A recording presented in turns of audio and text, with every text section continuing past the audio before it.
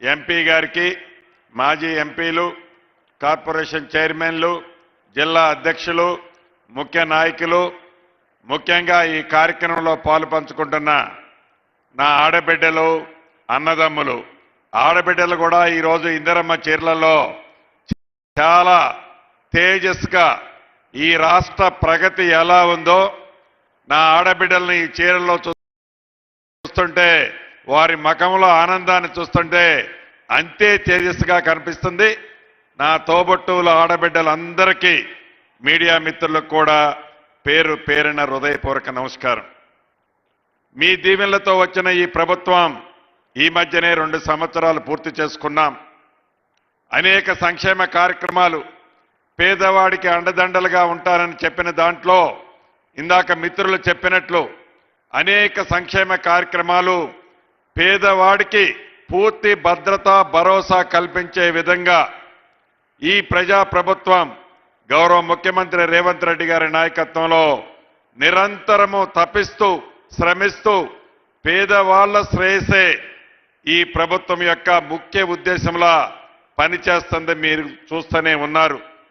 దాంట్లో భాగమే సన్న బియ్యం కానీ, రేషన్ కార్డులు కానీ, 200 యూనిట్ల ఉచిత విద్యుత్ కానీ, ఇలా చెప్పుకుంటూ పోతే అనేక సంక్షేమ కార్యక్రమాలు పేదవాళ్ళకి ఇచ్చాం. ప్రధానంగా ఇందిరమ్మ ఇళ్ళు ఆనాటి 10 సంవత్సరాల పాలనలో పేదవాడి కలని కలలానే ఆనాటి దొరవారు ఉంచితే ఈ ప్రజా ప్రభుత్వం పేదవాడికి ఆత్మగౌరవానికి చిహ్నంగా ఉండే ఇందిరమ్మ ఇళ్ళు రాష్ట్ర వ్యాప్తంగా మొదటి విడత 4.5 లక్షల ఇళ్ళు ఇచ్చాం.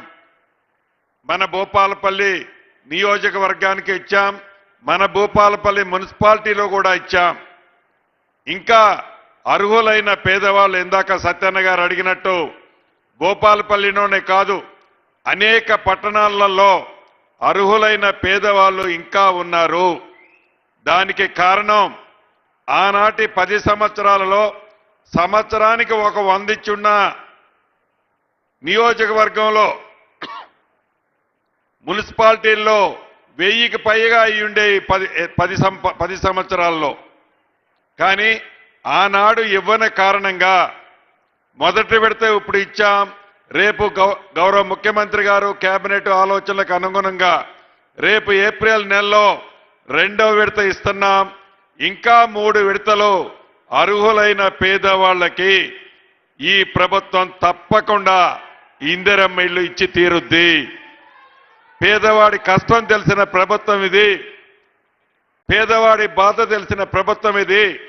ఇల్లు అనేది గౌరవానికి చిహ్నం కాబట్టి ముఖ్యమంత్రి గారు పదే చెప్తున్నారు. ఇందాక చెప్పేది కూడా నా చెవులో, ఇందిరమ్మ ఇళ్ల విషయంలో ఎక్కడా తగ్గేది లేదన్నా, ఇంకా అధికంగా ఇచ్చి ఆడబిడ్డల్ని రాష్ట్ర వ్యాప్తంగా ఆదుకోవాలి. పట్టణ ప్రాంతాల్లో కూడా, రాష్ట్ర వ్యాప్తంగా పట్టణ ప్రాంతాల్లో కూడా ఇళ్ల స్థలం లేని నిరుపేదలు ఉన్నారు. వారి కోసం కూడా ఒక ప్రణాళిక తయారు చేయాలి అని గౌరవ ముఖ్యమంత్రి గారు ఇప్పుడే నాకు సూచనలు ఇచ్చారు.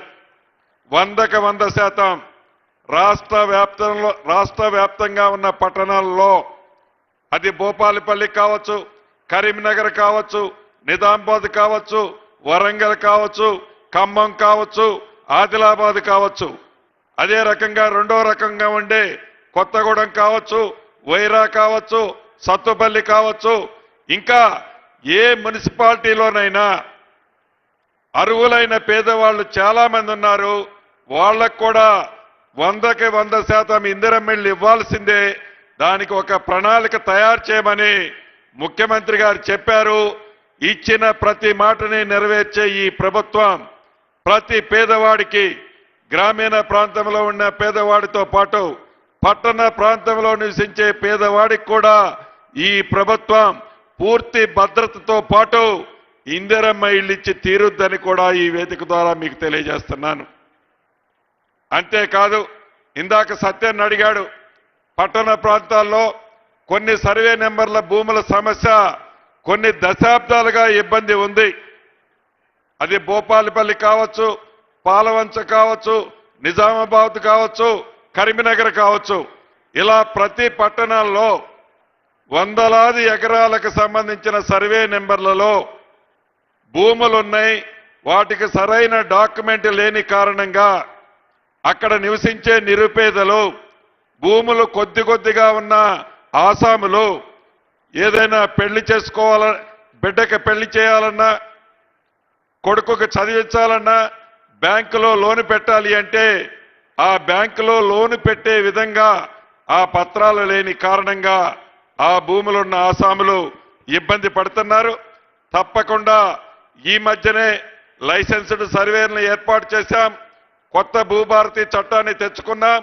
ఈ చట్టం ద్వారా, ఈ లైసెన్స్డ్ సర్వేల ద్వారా ఏవైతే ఈ భూ సమస్యలు ఉన్నాయో, ఇందాక సత్యన్న చెప్పిలాంటి సమస్యలు, ఈ ప్రభుత్వం వాటిని కూడా శాశ్వతంగా ప్రజలకు ఉపయోగపడే విధంగా, ప్రజలకు ఇబ్బంది లేని విధంగా ఆ సమస్యను కూడా ఈ ప్రభుత్వం పరిష్కరిస్తుందని, ఇది మీ ప్రభుత్వం, మీరెన్నుకున్న ప్రభుత్వం, మీరు ఆశీర్వదించి దీవించిన ప్రభుత్వం, మీకు సంక్షేమ కార్యక్రమాలు ఇచ్చాము కాబట్టే మొన్న గ్రామ పంచాయతీ ఎన్నికల్లో 68-69% గెలిపించారు. పట్టణ ప్రాంత ప్రజలు కూడా సంక్షేమాలు ఈ ప్రభుత్వం నుంచి మీకు అందుతున్నాయి.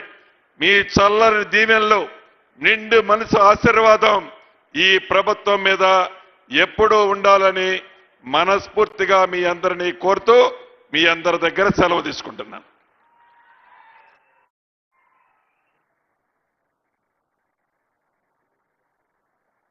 థ్యాంక్ యూ అన్నగారు. ఈరోజు మన జిల్లా మంత్రివర్యులు ఈరోజు నేను చెప్పినటువంటి అనేక అభివృద్ధి విషయాలు కూడా మంజూరీ ఇప్పించవలసిందిగా వారిని కోరుతూ, ఈరోజు మన ఇండ్ల విషయం కూడా అదనంగా ఇవ్వాలని మన జెన్కో కూడా గౌరవ కీర్తిశేషులు వైఎస్ రాజశేఖర రెడ్డి హయాంలో 2006లో శంకుస్థాపన 500 మెగావాట్ చేసి, అదేవిధంగా 600 మెగావాట్ కూడా 2012లో చేస్తే, ఏదో నేను చేసినట్టుగా మరి గొప్పలు చెప్పి అబద్ధాలాడి ఈరోజు చేస్తున్నారు. 1100 మెగావాట్లు కాకుండా వైఎస్ రాజశేఖర రెడ్డి ఉన్నప్పుడు కూడా 800 మెగావాట్లు కూడా డిపిఆర్ పిలిపించి దానికి డీటెయిల్ ప్రాజెక్ట్ రిపోర్ట్ కూడా అడిగితే నేను చేసినాని మాజీ శాసనసభ్యుడు చెప్తున్నాడు. అంటే అబద్ధాలు ఆడి ఈ విషయాలన్నీ ఏదైతే చెప్తున్నారో మీకు వాస్తవాలు తెలవాలనేటువంటి